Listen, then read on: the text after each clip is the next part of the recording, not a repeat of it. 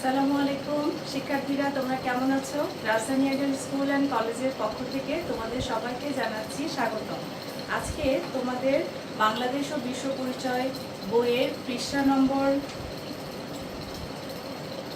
48 থেকে ষষ্ঠ অধ্যায় শুরু করব। ষষ্ঠ অধ্যায় তোমরা তোমাদের খাতায় আজকের অধ্যায় এবং বিষয়বস্তু লিখে ফেলবে। অধ্যায় 6। এখান থেকে আমরা আজকে পাঠ 1, 2 আর 3 নিয়ে আলোচনা করব। পর্যায়ক্রমে আমরা 1, 2 এবং 3 নিয়ে আলোচনা করব। আজকে যে অধ্যায়ের বিষয়বস্তু সেটা হলো বাংলাদেশের সংস্কৃতি। বাংলাদেশের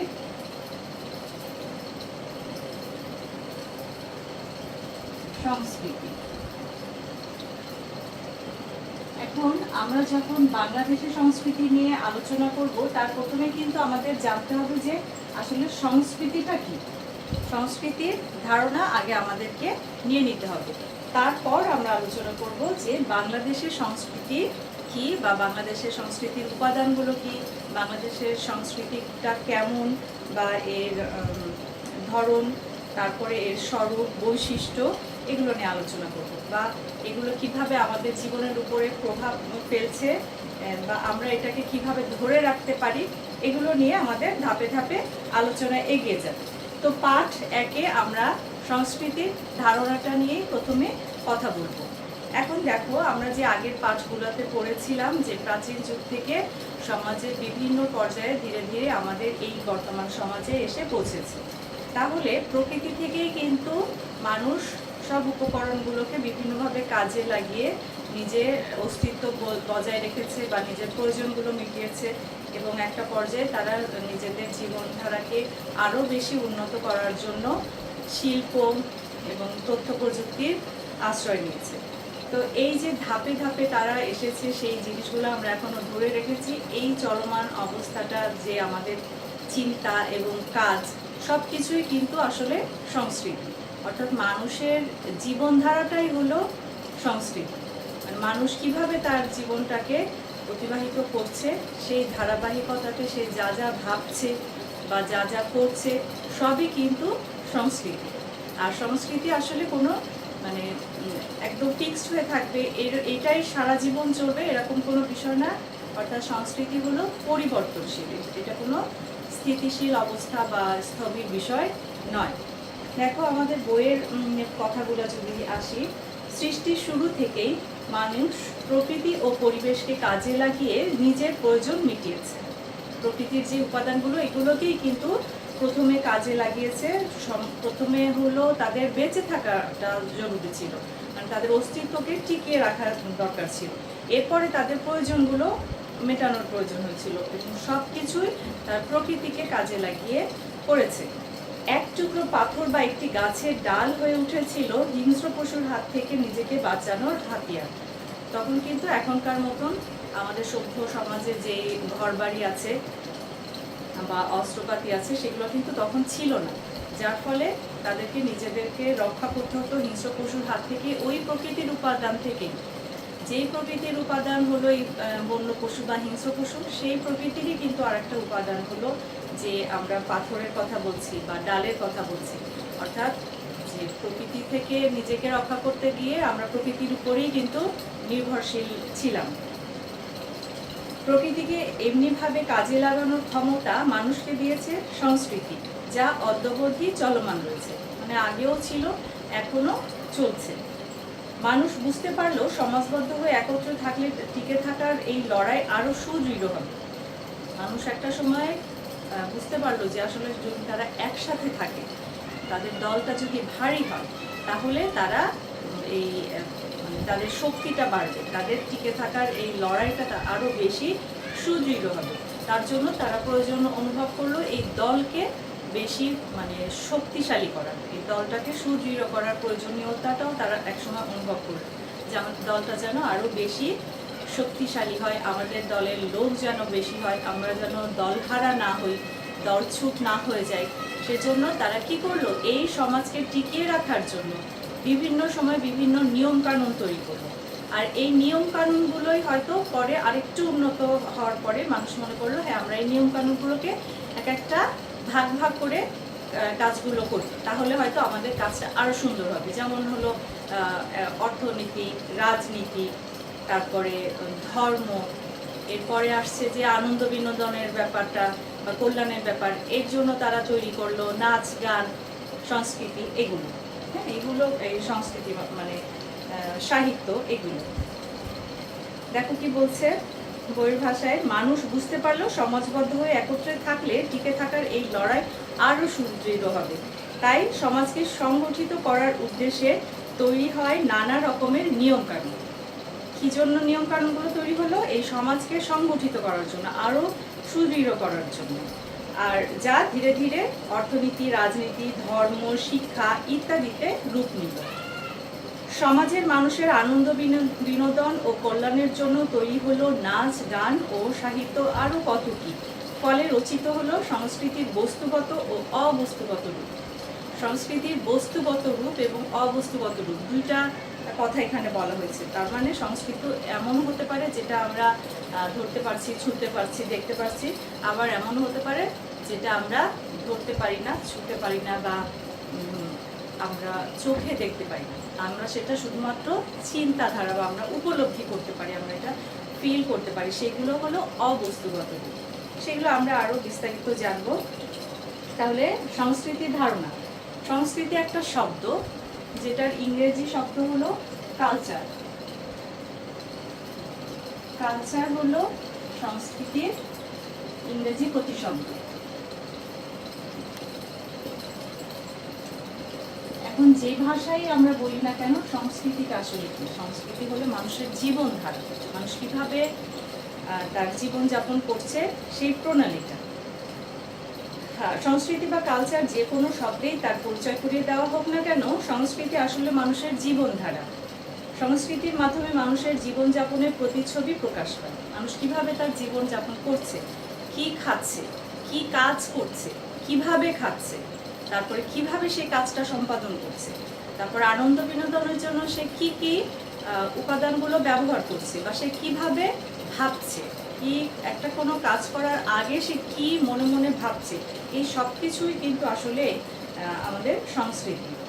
মানুষ তার অস্তিত্ব রক্ষার জন্য সমাজ জীবনে কোনো উদ্দেশ্য সাধনের লক্ষ্যে যা কিছু চিন্তা ও কর্ম করে তাই সংস্কৃতি। দেখো, চিন্তা এবং কর্ম, প্রথমে সে মনে মনে ভাববে, যেটা নাকি তার মানে সংস্কৃতির অবস্তুগত রূপ। তারপরে সে একটা কাজ করবে যেটা তার চিন্তার ফলাফল, মানে বাস্তব যেটা, সেটা হলো তার মানে বস্তুগত সংস্কৃতির উপাদান বা রূপ। যেমন বেঁচে থাকার জন্য মানুষ খাদ্য গ্রহণ করে, সেই খাদ্যকে যখন বিভিন্ন প্রণালীতে রান্না করে এবং সুন্দরভাবে সাজিয়ে পরিবেশন করে, তখন সেটা হয়ে যায় মানুষের সংস্কৃতি। তার একই খাবার কিন্তু এক এক দেশে এক একভাবে রান্না করে এবং সেটা প্রেজেন্ট করা মানে পরিবেশন করার ব্যাপারটাও কিন্তু সবার একরকম না, তাই না? এক একজন এক একভাবে সাজিয়ে সেই খাবারটাকে পরিবেশন করছে। তো এইটা হলো কালচার। এই যে আমি ভাত রান্না করছি একভাবে, আবার বাইরে অন্য কোনো কান্ট্রিতে ভাত সেই একই চালটাকে অন্যভাবে রান্না করছে বা খাচ্ছে রান্না করে, এবং সেটা যে টেবিলে দেওয়ার ব্যাপারটা, আমরা হয়তো একটা বড় গামলাতে, গ্রামের দিকে একটা বড় গামলাতে করে সেটা টেবিলে রাখা হচ্ছে। তারপরে যখনই আমরা চাইনিজ রেস্টুরেন্টে যাচ্ছি, এই রাইসটাকেই কিন্তু আবার একটা বড় প্লেটে উপরে, রাইস প্লেটের উপরে দেওয়া হচ্ছে। এভাবে দেখা যায় যে পরিবেশনটাও এক এক দেশে এক এক রকম, এক এক ধরনের এলাকায় এক এক রকম। সংস্কৃতিটা আসলে সব জায়গায় একই রকম হতে হবে বা সব জায়গায় একইভাবে চলতেই থাকবে এরকম কোনো কিন্তু বিষয় না। সেই খাদ্যকে যখন বিভিন্ন প্রণালীতে রান্না করে এবং সুন্দরভাবে সাজিয়ে পরিবেশন করে তখন সেটা হয় মানুষের সংস্কৃতি। মানুষ যখন লিখতে শিখলো, তখন প্রথম পাথরে খোদাই করে কিংবা গাছের ছাল বা পাতায় প্রথমে যখন লিখছে, তখন কিন্তু এই যে আমি এখন লিখছি, বোর্ড ইউজ করছি, আমার হাতে মার্কার পেন আছে, তখন কিন্তু এভাবে সবার সামনে লেখার জন্য আমরা কিছুদিন আগেও যখন লিখেছি, তখন কিন্তু আমরা হোয়াইট বোর্ড ব্যবহার করিনি, আমরা তখন কিন্তু লিখেছি ব্ল্যাক বোর্ডে। এবং ব্ল্যাকবোর্ডের উপরে আমরা চক ব্যবহার করে, মানে আমাদের বোর্ডটা ছিল ব্ল্যাক আর কালিটা ছিল তখন হোয়াইট, বা আমরা চক ব্যবহার করেছি। আর এখন উল্টা, এখন দেখছি যে আমরা হোয়াইট বোর্ড ইউজ করছি আর পেন ইউজ করছি ব্ল্যাক বা অন্য কোনো রঙের। তো এই ব্যাপারটা কিন্তু আস্তে আস্তে চেঞ্জ হয়ে আসছে। আগে এরকমও ছিল না। প্রথমে কি করতো মানুষ, পাথরে খোদাই করে নিত, অর্থাৎ লেখার জন্য কোনো কালি ছিল না, তাই না? তো তখন পাথরে একটা পাথরের উপর আরেকটা পাথর দিয়ে হয়তো খোদাই করে ঘষে ঘষে সেখানে লিখতো। তারপরে আবার ছাল, কোনো গাছের ছাল বা পাতা, সেখানে লিখতো।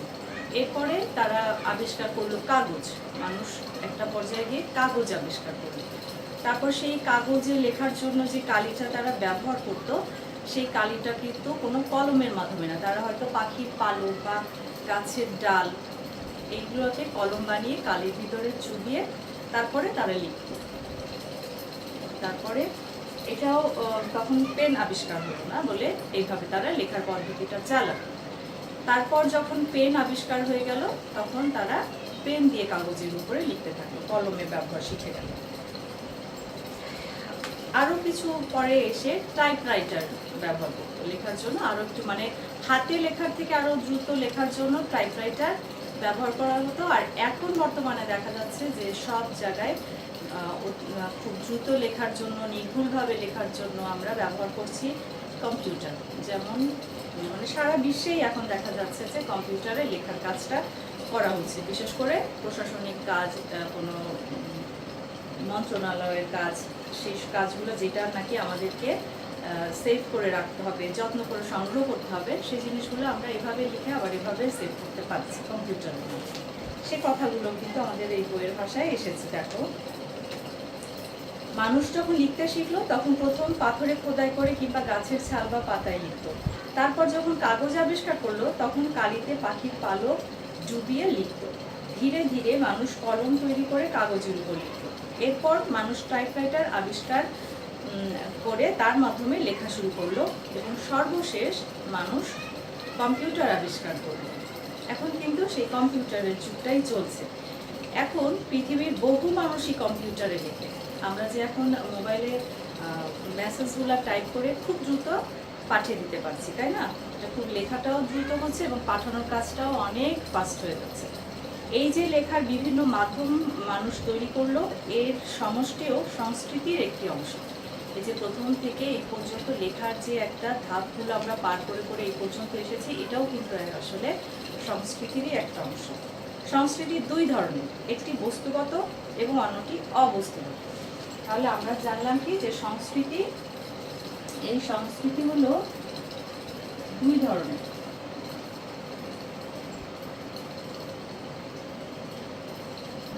সেটা কি কি? একটা হলো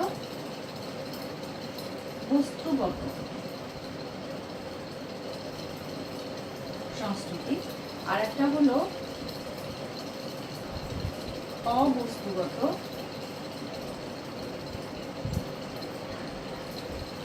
সংস্কৃতি।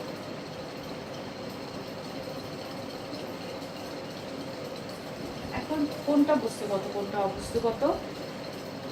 বাড়ি যদি বস্তুগত সংস্কৃতি হয়, বাড়ি, একটা মানুষ একটা বাড়ি তৈরি করলো, এই জিনিসটা আমরা ধরতে পারছি, ছুঁতে পারছি, খালি চোখে দেখতে পাচ্ছি, তাই না? দেখতে পাচ্ছি।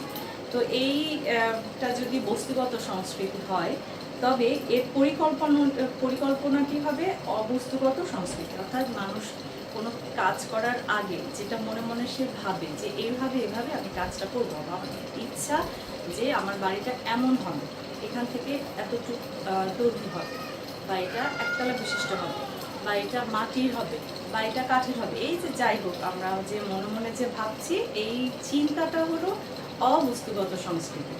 আমার মনের যে পরিকল্পনা, এটা হলো অবস্তুগত, যেটা নাকি আমরা ধরতে পারছি না, ছুঁতে পারছি না, বা আমরা দেখতে পাচ্ছি না। তো সেটার বহিঃপ্রকাশ কিভাবে হলো? যখন সেই বাড়িটা সে ওই পরিকল্পনা অনুযায়ী নির্মাণ করলো, এটা হয়ে গেল বস্তুগত সংস্কৃতি। পুস্তক যদি বস্তুগত সংস্কৃতি হয়, তবে পুস্তক লেখক যে চিন্তা ভাবনা দ্বারা পুস্তকটি লিখেছেন তা হবে অবস্তুগত সংস্কৃতি। কম্পিউটারের হার্ডওয়্যারগুলো হচ্ছে বস্তুগত সংস্কৃতি, মানে হার্ডওয়ার কোনগুলা, যেগুলো নাকি আমরা ধরছি, ছুঁতে পারছি, যেমন কিবোর্ড ছুঁয়ে দেখতে পারছি, আমরা দেখতে পাচ্ছি, ছুঁতে পারছি। এটা হলো কম্পিউটারের একটা যেই অংশটা আমরা এভাবে আমরা টাচ করতে পারছি বা দেখতে পাচ্ছি, এটা হলো বস্তুগত সংস্কৃতি। আর ঠিক সেইভাবে যেন এর সফটওয়্যারগুলো, যেগুলো নাকি কাজগুলো পরিচালনা করছে ভিতরে থেকে, যেটা আমরা দেখতে পারছি না, সেটা হলো অবস্তুগত সংস্কৃতি। মানে এইভাবে উদাহরণটা দেয়া হলো যে বস্তুগত মানে সেটা ধরা ছোঁয়া যাবে, অবস্তুগত যেটা শুধু মন থেকে ফিল করা যাবে, বোঝা যাবে, বোঝাটা। এখানে একটা কাজ আছে, আমাদের জীবনযাত্রার ধরনই হলো আমাদের সংস্কৃতি। মানে আমরা যে কাজগুলো করব, আমরা যে চিন্তাগুলো করব, সেগুলো হলো আমাদের সংস্কৃতি। অন্য দেশের মানুষ যেভাবে চিন্তা করবে বা যেভাবে তারা সে কাজ চিন্তার ফলাফলটা করবে, কর্মটা করবে, সেটা হলো তাদের সংস্কৃতি।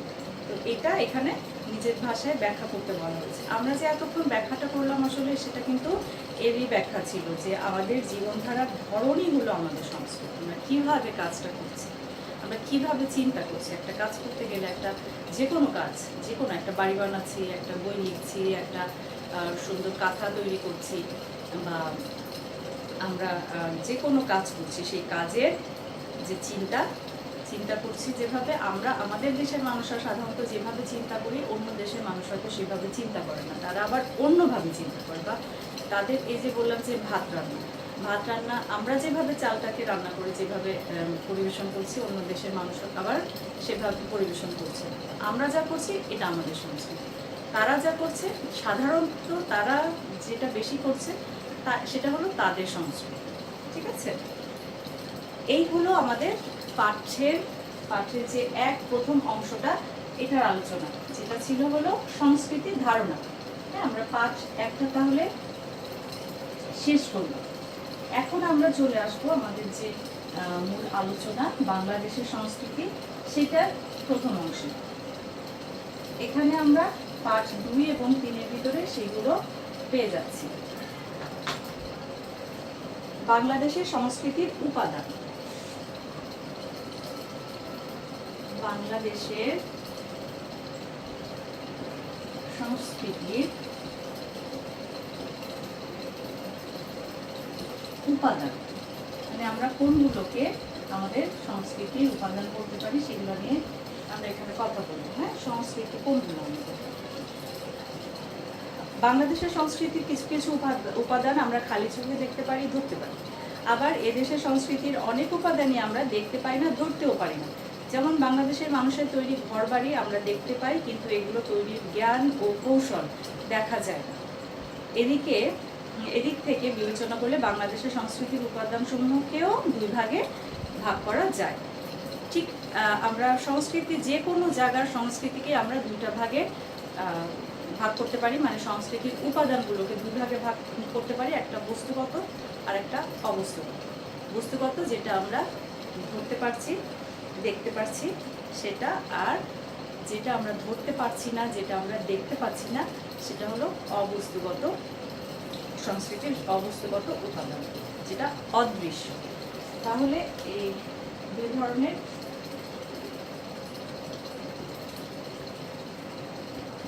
এখানে যদি আমি কোনোটা বাদ দিয়ে দিই, তাহলে বাংলাদেশের সংস্কৃতির উপাদান 2 ধরনের। এক হচ্ছে কি বস্তুগত বা দৃশ্যমান, অর্থাৎ এটাকে দেখা যাচ্ছে, সেজন্য দৃশ্যমানও বলা যেতে পারে উপাদান। হ্যাঁ, আমি সংক্ষেপে ও লিখছি। আর 2 নাম্বারটা হলো অবস্তুগত বা অদৃশ্য উপাদান।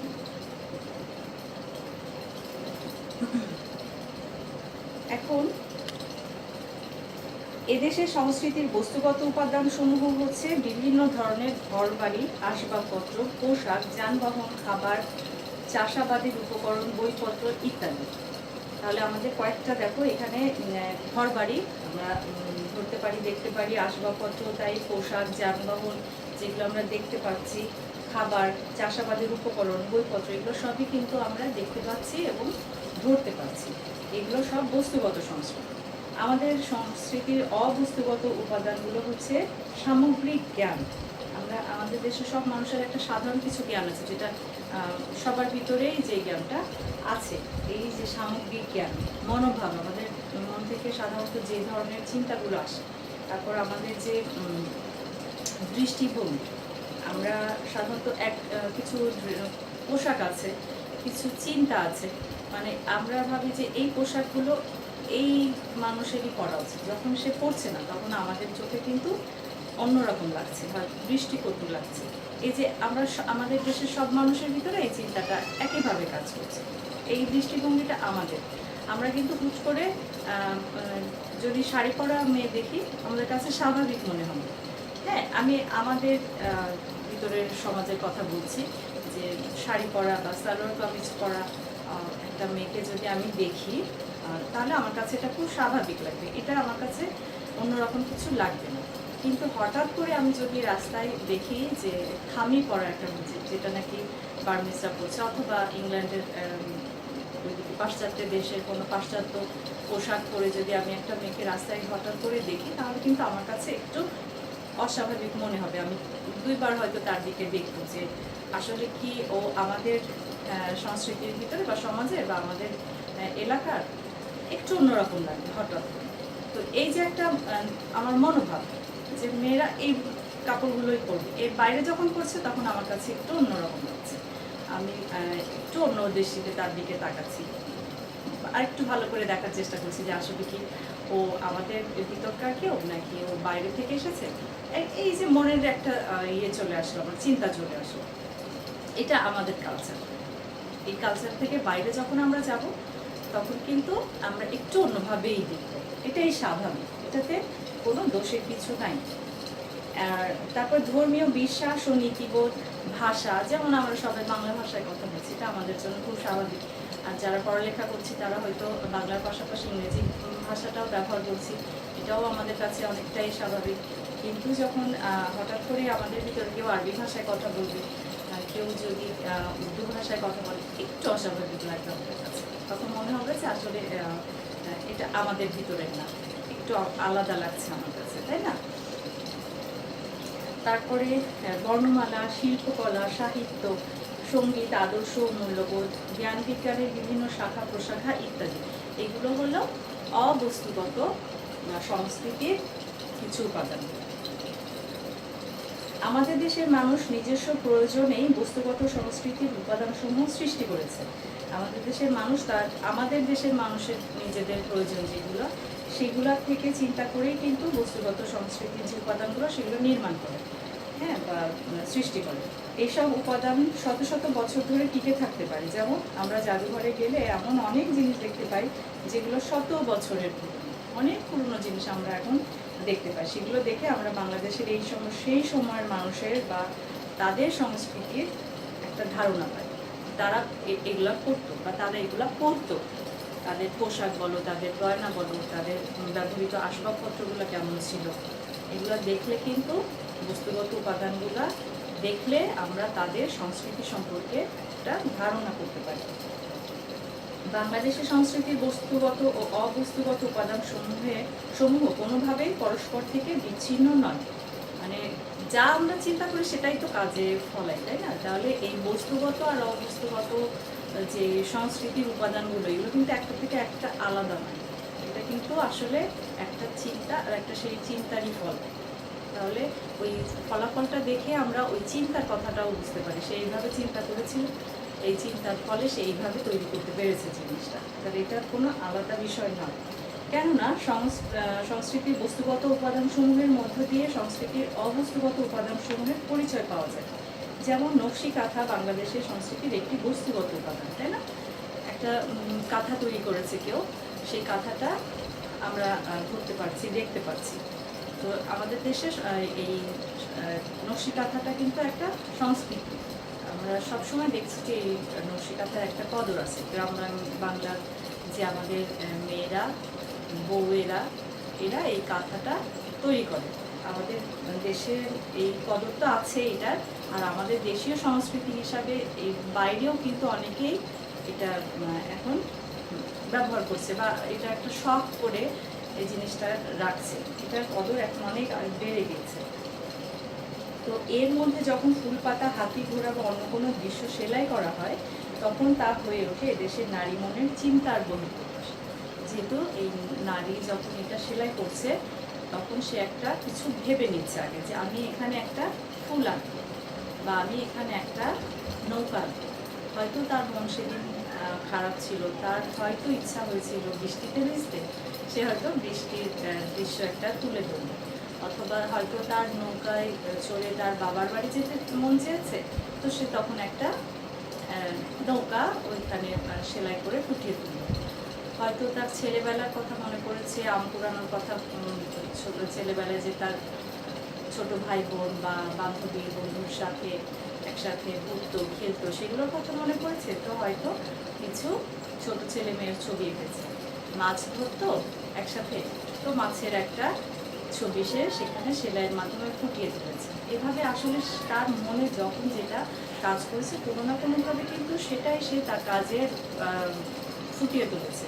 তো নকশি কাঁথার কাজটা দেখলেও অনেক সময় আমরা বুঝতে পারি যে এই কাঁথা যে সেলাই করেছে তার মনের অবস্থা কি ছিল বা কেমন ছিল, কিছুটা হলেও আমরা কিন্তু এটা বুঝতে পারি। এটা তার মনের চিন্তারই বহিঃপ্রকাশ, ওই নকশাটা। বাংলাদেশের সংস্কৃতির উপাদানগুলোর একটি পরিবর্তন অন্যগুলোরও পরিবর্তন, মানে একটা যদি পরিবর্তন হয় অন্যটারও পরিবর্তন হয়। যেমন বাংলাদেশের সংস্কৃতিতে শাড়ি একটি উপাদান। আমাদের দেশের মেয়েরা একসময় কিন্তু খুব শাড়ি পরত, আর প্রযুক্তির পরিবর্তনে শাড়ির রং ও ডিজাইন পরিবর্তন এসেছে। তখন কি হতো, তাঁতে বোনা মোটা তাঁত শাড়িটাই কিন্তু আমাদের দেশের মহিলারা বেশি পরত। তারপরে একটা সময় কি হলো, ওই শাড়ির উপরে হয়তো ছাপা আসলো, তারপরে সেখানে একটু ছাপার উপরে আরও কিছু কাজ আসলো, সেখানে জড়ি চুমকি লাগিয়ে সেটাকে আরেকটু চাকচিকে বাড়ানোর চেষ্টা করা হলো। তো শাড়ির রং ডিজাইনের পরিবর্তন এসেছে, শাড়ি পরার ধরনও পরিবর্তন এসেছে। আর পৌরভাবে যারা সবসময় আগে শাড়ি পরতো, তারা এখন দেখা যাচ্ছে যে বাইরে কোথাও গেলে একটু কুচি দিয়ে শাড়িটা পরছে। মানে শাড়ি পরার ধরনের ভিতর আগে হয়তো সবসময় আটপৌরেভাবে শাড়ি পরে মাথায় ঘুমটা দিয়ে ছাড়া শাড়ি পরা চলতোই না। এখন কিন্তু আমরা অনেক ক্ষেত্রে দেখি কুচি দিয়ে শাড়ি পরছে, মাথার ঘুমটার বদলে আঁচলটা ছেড়ে রাখছে। এভাবে পরিবর্তন এসেছে, শাড়ি পরার ধরনেও পরিবর্তন এসেছে। এখানে একটা কাজ আছে, বাংলাদেশের সংস্কৃতির বস্তুগত ও অবস্তুগত উপাদানের তালিকা প্রস্তুত করে। অর্থাৎ কি কি বস্তুগত উপাদান আমাদের চোখে পড়ে, আর সেগুলোর পিছনে কি কি অবস্তুগত উপাদানগুলো আমাদের দেশে আমরা তুলে ধরতে পারি, সেগুলোর একটা চার্ট তোমরা তৈরি করবে। এটা তোমাদের কাজ। এখান থেকে তোমরা কিছু এমসিকিউ, 15টার মতন এমসিকিউ লিখতেই পারো। 15 থেকে 20টা, এর থেকে বেশিও সম্ভব। তোমরা 15 থেকে 20টা এমসিকিউ কোশ্চেন নিজেরা তৈরি করবে। অবশ্যই 4টা করে অপশনও কিন্তু তোমরা তৈরি করবে। শুধু উত্তরটা না লিখে প্রশ্নটা লিখবে, তারপর অপশন তৈরি করবে। অপশন তৈরি করতে গেলে তোমাদের দেখা যাবে কি যে মানে একই ধারার একটা সঠিক উত্তরের সাথে সাথে আরও 3টা উত্তর তোমাদেরকে তৈরি করতে হবে। এখন আমি যদি বাংলাদেশের জাতীয় মাছ কি, আমি খুব ছোট্ট একটা উদাহরণ দিচ্ছি। হ্যাঁ, বাংলাদেশের জাতীয়, এটা একটা জ্ঞানমূলক প্রশ্ন ছোটদের জন্য। এখন কেন এটা লিখছি, অপশনগুলো দেখিয়ে বুঝো। মাছ কি?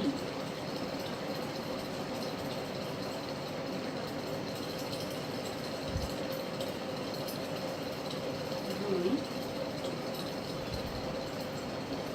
ইলিশ,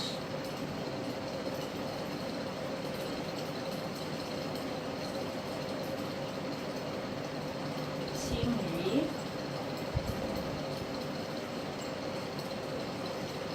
কোয়েল।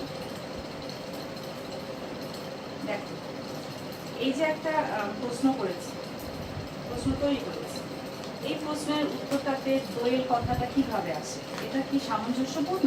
এই প্রশ্নের সাথে বা উত্তরের সাথে এই কথাটা আমাদের কেন আসবে? কারণ আমাদের প্রথমে কথাই ছিল যে এই আমাদের বাংলাদেশের জাতীয় মাছ, আর সেখানে দোয়েল তো কোনো মাছ নয়। তাহলে আমরা কেন এই উত্তরটা এখানে আনব? এই অপশনটা আমরা এখান থেকে একদম মানে এই কথাটা আমাদের মাথায় রাখতে হবে যে উত্তরগুলো যেন কাছাকাছি হয়। আমাদেরকে প্রশ্নের উত্তরটা দিতে গেলে একটু ভাবতে হয় যে কোনটা থেকে কোনটা দিব। এরকম এত সহজ প্রশ্ন নিশ্চয়ই ষষ্ঠ শ্রেণীর জন্য নয়। আমি শুধু একটা উদাহরণ দেওয়ার জন্য এটা বললাম যে তোমরা যখন 4টা অপশন লিখবে তখন কিন্তু তোমাদের একটু মাথাটাকে খাটাতে হবে। আর এই মাথা খাটানোর ফলে তোমাদের সৃজনশীলতার ভিতরে একটা তোমাদের সৃজনশীলতাটা আরও গতিশীল হবে। এজন্য তোমরা অপশন সহ 4টা অপশন সহ তোমরা প্রশ্ন তৈরি করে তারপরে সঠিক উত্তরটাতে শুধু একটা টিক দিয়ে দিলে আমার জন্য যথেষ্ট। সেখানে তোমাদের আলাদা করে লিখতে হবে না উত্তর, ঠিক আছে? এই একটা কাজ। আর এখানে যে 2টা কাজ আছে এই 2টা কাজ তোমরা খাতায় করবে।